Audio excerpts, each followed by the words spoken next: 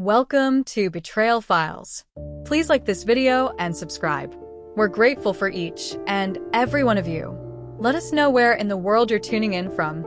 We'd love to hear from you in the comments. Let's begin. The neon glow of the city painted jagged shadows on the office window. Inside, Maya Vance, a rising star in corporate finance, stared at the untouched sushi on her desk. It was 7:30 p.m., long after everyone else had left. Her phone buzzed, a text from Mark, her husband of 8 years. "Late again, hon? Dinner's on me tonight, order in. Miss you." Maya smiled, a tight, forced curve of her lips. Mark was good, too good. He was the anchor, the steady presence, the man who believed in her even when she doubted herself. He cooked her favorite meals, listened patiently to her work woes, and always made sure she had fresh coffee in the morning. He was everything a wife could want. But what if what she wanted wasn't what a wife should want? Her fingers drifted to another contact on her phone, Alex. Alex Thorne. His name alone sent a jolt through her, a forbidden thrill that made her feel alive in a way she hadn't in years. Alex was a rival analyst at a competitor firm, a charming rogue with a sharp mind and an even sharper wit. Their professional skirmishes had slowly morphed into late-night texts, then discreet coffee meetings, and finally, stolen hours that felt more real than her carefully constructed life. Her best friend, Chloe, a whirlwind of impulsive decisions and unfiltered opinions, had been both her sounding board and her devil's advocate. "Maya, you're becoming a fossil. Mark's great, but where's the spark? You're meant to burn, not just glow dimly. A little excitement won't kill your marriage, it'll save your soul. Trust me, a walk on the wild side can remind you what you're capable of." Maya had initially dismissed Chloe's audacious advice, but the idea, like a persistent earworm, had burrowed into her mind. Nights spent watching Mark scroll through sports scores or falling asleep mid-movie chipped away at her resolve. Was it fair? No, but fair wasn't exciting. She craved passion, validation, the feeling of being truly seen. And so, she had meticulously planned this evening. A late night at the office, a plausible excuse for Mark, and a quiet dinner with Alex at a new, dimly lit bistro across town. She wore a sleek black dress, a stark contrast to her usual tailored suits. Her makeup was bolder, her hair styled with a careless elegance she usually reserved for client presentations. This wasn't about seducing Alex. It was about testing her own boundaries, feeling the dangerous rush of something new. Her phone buzzed again, a message from Chloe. "Tonight's the night. Be the fire, not the ash. He'll either bend or burn." Maya stared at the words, a pang of guilt sharp in her chest, quickly doused by a sip of water. This was for her, she convinced herself. A necessary rebellion. At 8:15 p.m., Maya slipped out of the office, the cool night air a welcome shock against her flushed skin. She walked briskly, a nervous anticipation fluttering in her stomach. Alex was already at the bistro, seated at a secluded table, a sly smile playing on his lips as she approached. "Thought you might stand me up," he said, his voice a low rumble. "Never," Maya replied, her voice a little breathless. "Just had to tie up some loose ends." They talked easily, professionally at first, then drifted into more personal territory. Alex told her about his chaotic childhood, his dreams of starting his own firm. Maya found herself opening up about her own anxieties, the pressure of her career, the subtle ennui that had settled over her life with Mark. He listened, truly listened, his eyes intense and captivating. "You're wasted on spreadsheets, Maya," he said, leaning across the table. "You have a fire within you, a passion that should be unleashed." His words resonated, a dangerous siren song. She laughed, a genuine, uninhibited sound she hadn't heard from herself in ages. The wine flowed, the conversation deepened, and before she knew it, hours had melted away. He walked her to her car, his hand lingering on her arm, a silent invitation in his gaze. She didn't accept, not tonight, but the seed had been planted. She got home at 11:45 p.m., the house dark and quiet. Mark was asleep on the couch, the TV flickering with a late-night talk show. A half-eaten pizza box sat on the coffee table. He stirred as she entered, rubbing sleep from his eyes. "Hey," he mumbled, a soft smile spreading across his face. "You made it. How was work?" "Long," she said, her voice strained, a lie already forming on her tongue. "Big presentation tomorrow." He nodded, not questioning, just accepting. "Wanna watch something? Or just crash?" "Crash," she said, too quickly. "Long day." She kissed him on the forehead, a fleeting touch, and hurried to their bedroom. She stripped off the black dress, the fabric suddenly feeling heavy, suffocating. Lying in bed, staring at the ceiling, she expected guilt to consume her. Instead, a strange mix of exhilaration and unease churned within her. She had taken a step, a forbidden one, and the world hadn't crumbled. Yet. Maya didn't sleep much that night. She lay in the marital bed, Mark's steady breathing a familiar rhythm beside her, a stark contrast to the chaotic drumming of her own heart. She thought she'd feel empowered, liberated. Instead, a chilling stillness had settled over her, the silence of a bomb ticking. But by morning, the thrill of the previous night had overshadowed the unease. Chloe's words echoed. "He didn't explode. That's perfect. That means he'll stew in silence and come crawling back when he realizes you're still a hot commodity." Maya smiled at herself in the mirror, applying a daring shade of red lipstick. A part of her desperately wanted to believe Chloe was right. This wasn't betrayal. It was temporary exploration, a woman reclaiming herself. At work, everything felt sharper, more vibrant. Colors seemed to pop, and conversation sparkled. She wore a dress she hadn't dared to wear in years, one that hugged her curves and made her feel undeniably confident. The whispers started before lunch, subtle at first, then growing louder. And that's when Alex texted her. "You looked radiant this morning. Absolutely stunning." Maya's fingers hovered over her phone. Just a smiley, a thank you, a flirt? She chose a bolder reply. "Maybe I dressed up for you." Alex responded instantly. "I'll take that as an invitation." It escalated quickly after that. They met for drinks the next night, then again the night after. Before Maya could fully process it, she was crafting lies, not only for Mark but also for herself. She started to feel truly desired. Alex said all the right things, noticed her new perfume, told her she was rare. She laughed more than she had in years, a carefree, joyous sound. Meanwhile, Mark remained calm but distant. He didn't shout, didn't beg, didn't question her late nights. He watched. He waited. He studied her. Mark was an engineer, a man of logic and patterns, not emotional outbursts. He noticed the new passwords, the hidden texts, the longer showers, the nervous glances at the front door whenever her phone buzzed. Maya mistook his silence for weakness, for a lack of concern. But Mark was building something far more dangerous than a confrontation. He was building a response. One afternoon, Maya came home early and found Mark in his study, hunched over his computer. He quickly minimized the screen when she entered. He looked up, his eyes unreadable. "Hey," he said, his voice flat. "Early today?" "Meeting got canceled," she replied, an awkward smile on her face. "Still working late?" He grunted, not meeting her eyes. "Just tying up some loose ends." His calmness was terrifying. Not rage, not despair, just an unsettling calculation. Maya turned to leave, but paused. "You know this is only for a while, right? I'm not trying to destroy us." Mark finally looked up, his eyes quiet flames. "You already did." She didn't reply, just walked away. Days passed, then weeks. Maya's nights with Alex grew more daring. They met in secluded bars, once in the back seat of Alex's car during a torrential downpour. She felt alive, sexy, dangerous. But that thrill came with shadows. She started noticing things. A coworker she barely knew, Sarah, stopped saying hi in the hallway.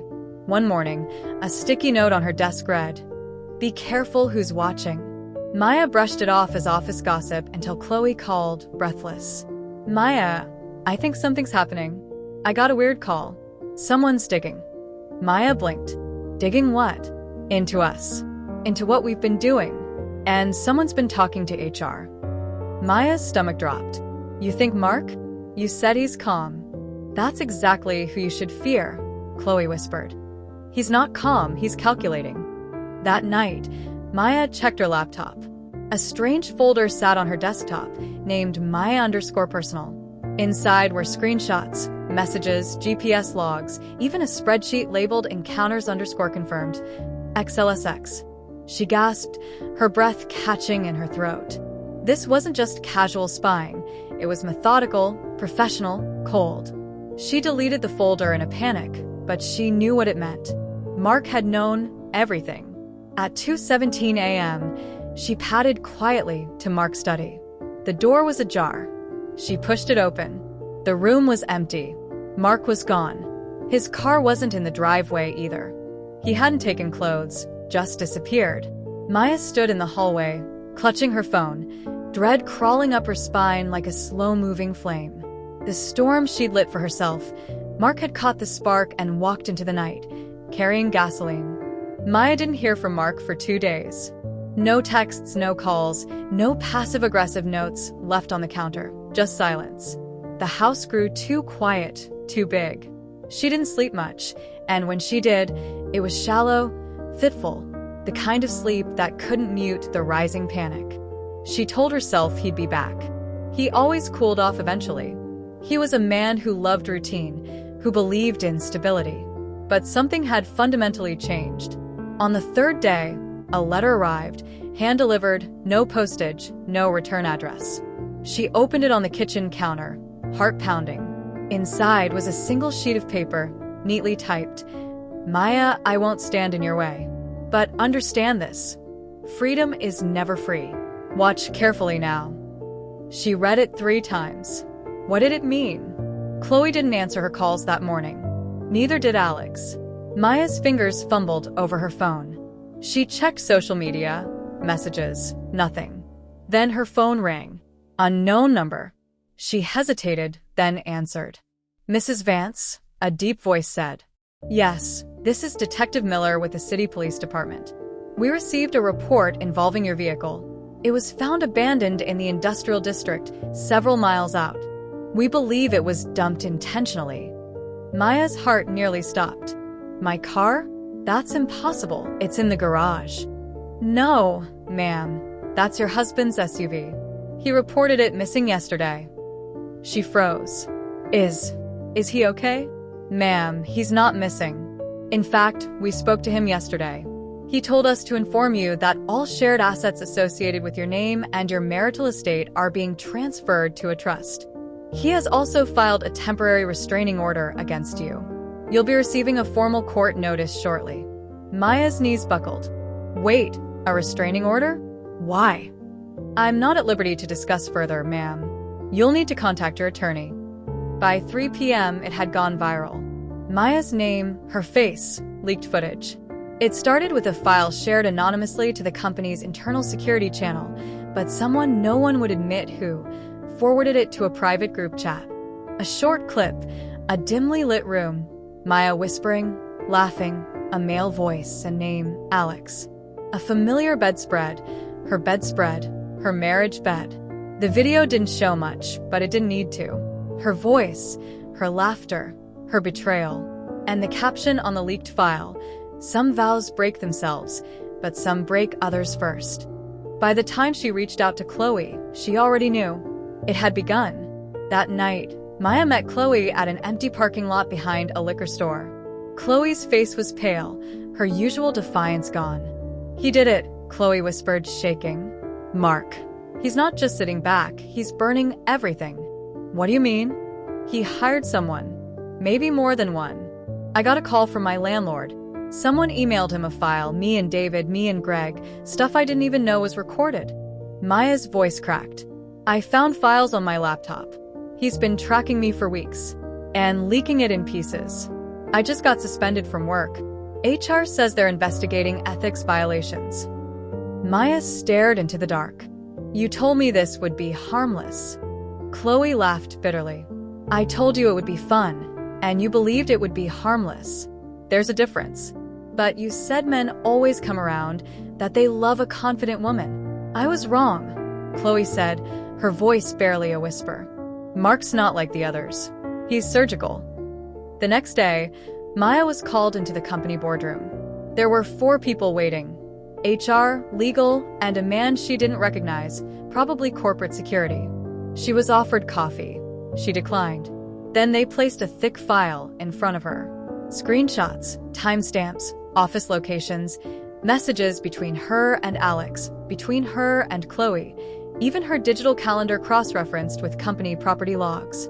We believe this represents a conflict of interest, misuse of company resources, and a violation of the company's code of conduct, said the HR director, grim-faced.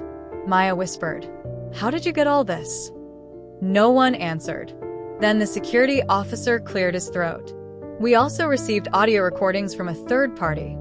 "Mark?" she asked, voice breaking. Still no answer. She wasn't fired on the spot. They said they'd evaluate further. But Maya knew what that meant. She left the room trembling, knees buckling under the weight of shame. When she got home, her key didn't work. The locks had been changed. Her belongings were already boxed on the porch. Taped to one of the boxes, another note. "You lit the match. I simply watched it burn. Welcome to the freedom you wanted." She sank to her knees on the welcome mat, surrounded by everything she once called hers. Mark wasn't cold anymore. He was strategic. And Maya finally realized, revenge didn't always scream. Sometimes it just quietly documented. Maya had never felt cold like this before, not even in the dead of winter. Not the kind of cold that chills your skin. This was deeper. This was the kind of cold that settled in your chest, carved out your stomach, and filled the space where your pride used to be. The boxes on the porch weren't just items. They were artifacts. Evidence of everything she had once built, and everything Mark had quietly dismantled with clinical precision. She took the boxes to Chloe's apartment. Chloe barely spoke as Maya paced the floor. "Have you spoken to Alex?" Maya asked, her voice hoarse. Chloe didn't look up from her phone. His wife kicked him out. "You didn't know he was married?" Maya's heart stopped. "He told me. He said they were separated." Chloe finally met her eyes. A flicker of something akin to pity there. "Yeah, that's what men say when they want what they can't keep." Within days, Maya's reputation was not just damaged, it was publicly shredded. Screenshots of her flirty messages were rampant on social media, anonymous pages likely fed by Mark's subtle network of revenge. But he never commented, never posted anything himself. Instead, he let the world talk. So she cheated and expected applause? Imagine doing all that and then crying on TikTok. How does it feel to lose a man you didn't think was worth keeping? The digital pitchforks came fast. Maya tried to post a video to defend herself. She made it 2 minutes before the comments overwhelmed her. Mark had never raised his voice, never threatened her. He didn't have to. He weaponized silence. Then came the legal documents. Divorce proceedings fast-tracked. Mark's lawyer, Brenda Stone, had a reputation in the city. Ice-cold, ruthless, elegant, the kind of woman who didn't blink when dishing out ruin. Maya sat across from her in the mediation room, visibly shaking. "You are entitled to nothing," Brenda said without raising her voice. "No home, no car, no spousal support. We have recordings, witnesses, a timeline, and most importantly, intent." Maya's voice cracked. "But we were still married. He never told me to stop." Brenda's eyes glinted. "He gave you the rope, Miss Vance. You chose to tie the knot." The hearing was short. The judge barely looked at Maya. Mark didn't speak once. The evidence did all the talking. Texts, hotel logs, photos, security footage. In a single damning statement Mark had prepared in silence, he stood calm and unreadable. "My wife didn't cheat on me. She abandoned the marriage. She wanted freedom. I gave it to her. But she also gave me clarity. I didn't lose a wife. I lost someone who never planned to stay."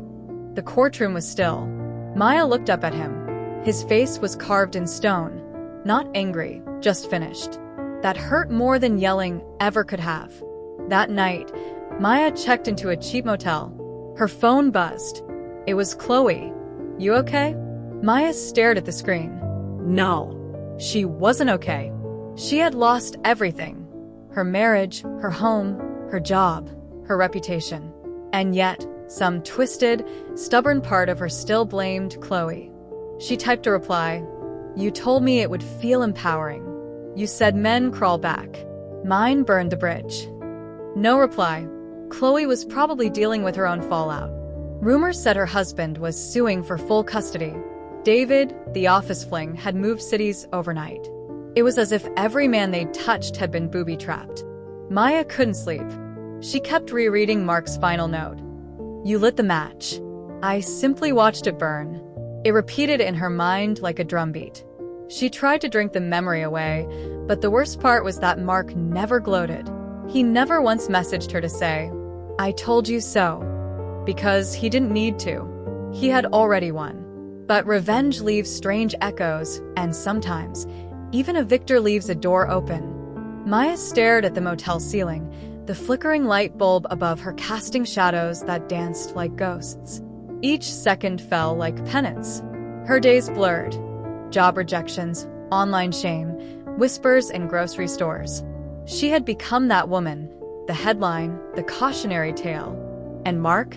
He had vanished into a life she could no longer see. Rumors said he moved to a different state, that he started his own tech firm. Some even whispered he was dating again.